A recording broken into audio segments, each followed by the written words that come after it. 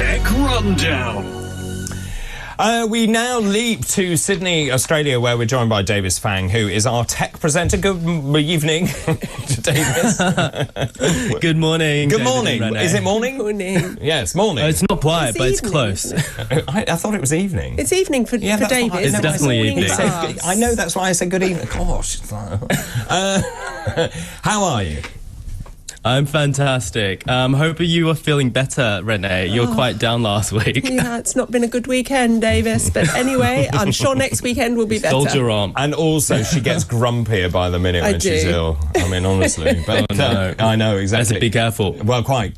What have you got for us? So, first of all, now, look, one of the things that I'm very, very worried about here is the way that devices listen to everything.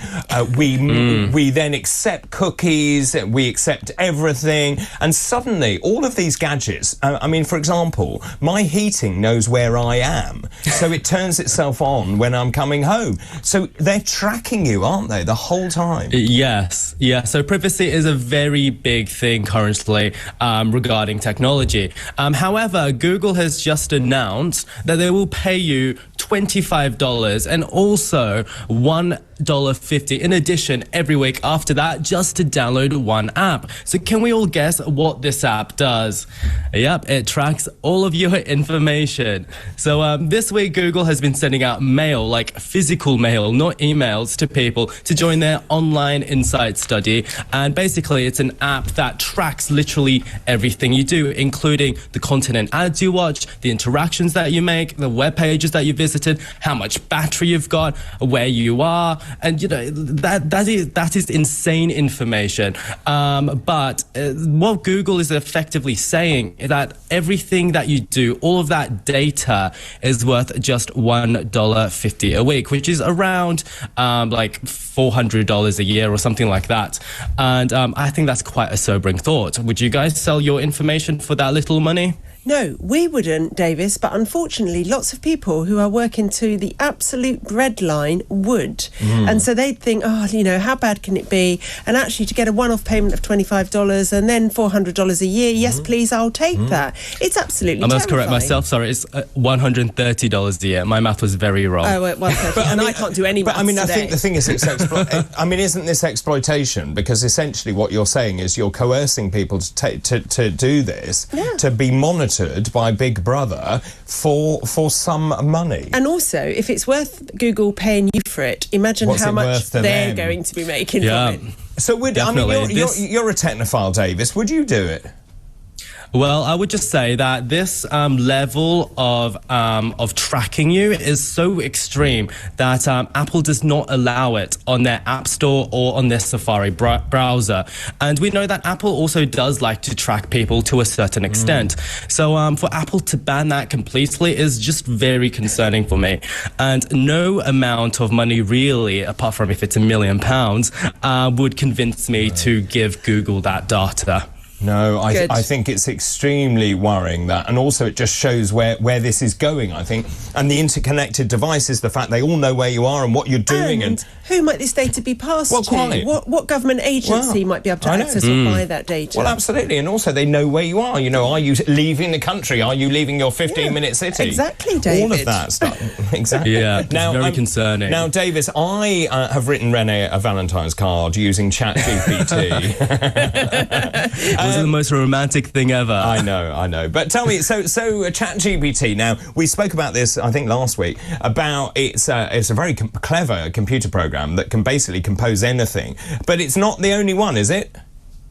No, because this week Google definitely is not having a good time because as we've seen, Bing's Chat GPT powered AI features have taken the internet by a storm. In fact, in many countries, Bing of all apps was the top downloaded app.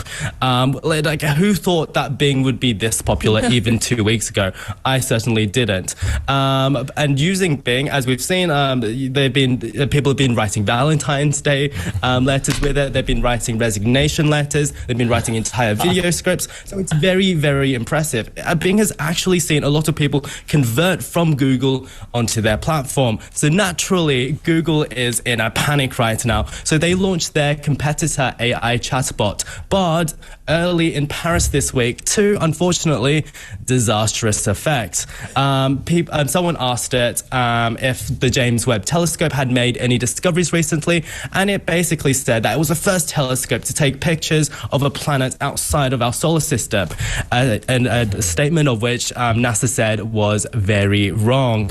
And because of that, Google lost £80 billion worth of market cap. And although ChatGPT can get things wrong too, at least it didn't happen in a launch event with very high stakes. No. And because of this, people are saying that Google is really trailing their competitors on AI technology, which seems to be the next big thing. Although the other thing that we have to be aware of with ChatGPT, which came to light this week, was that it is completely biased towards certain narratives.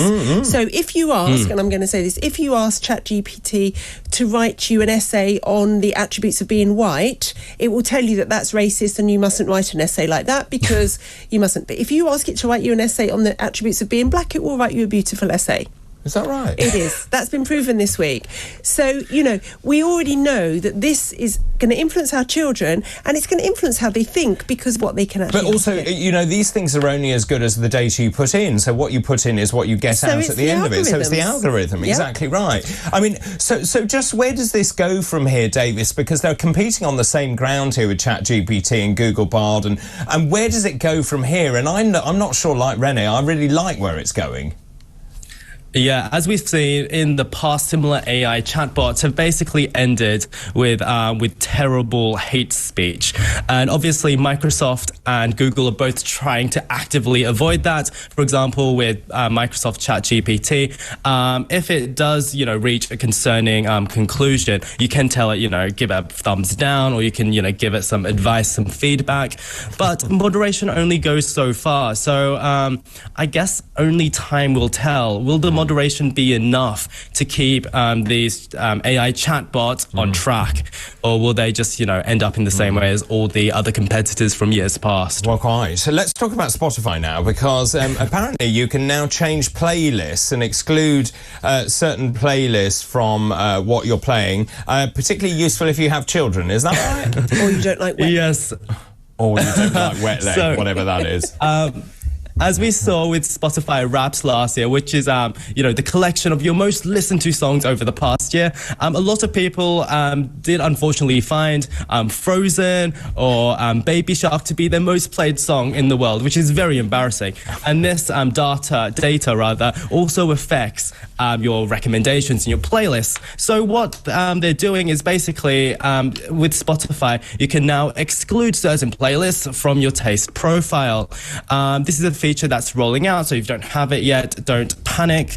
Basically, it means that if you've got kids, you won't have to listen to your kids' favourite songs, which are terrible all the time. I see. It's like producer Tom. He's got Frozen on repeat, actually. There are some good songs in those. No, that's very good. Yes, no, he likes Being Elsa. He likes that a lot. So that's quite interesting. It's quite interesting. And so there will be high uptake for this, will it? I hope there will be, and mini playlists will be saved. I'm sure that's true. Right, the Coronation we were just talking about with Rupert. What about the logo? Yeah, this is perhaps one of the most unusual things I've heard of. So Sir Johnny Ive, as we know, is one of the most prolific product designers in the world. Over his 20-year tenure at Apple, he designed things like the original iPod, iMac, and also the iPhone. During that time, he was very well known for his often various hilariously verbose product launch videos, where he said things like, "The iPhone 5C is unapologetically plastic." Well, this year he's been tasked with designing the official logo for King Charles III's coronation. And I find it hilarious because his description of his work is just as beautifully verbose as usual. He says, "The gentle modesty of these natural forms combine to define an emblem that acknowledges both the joyful and profound importance of this occasion."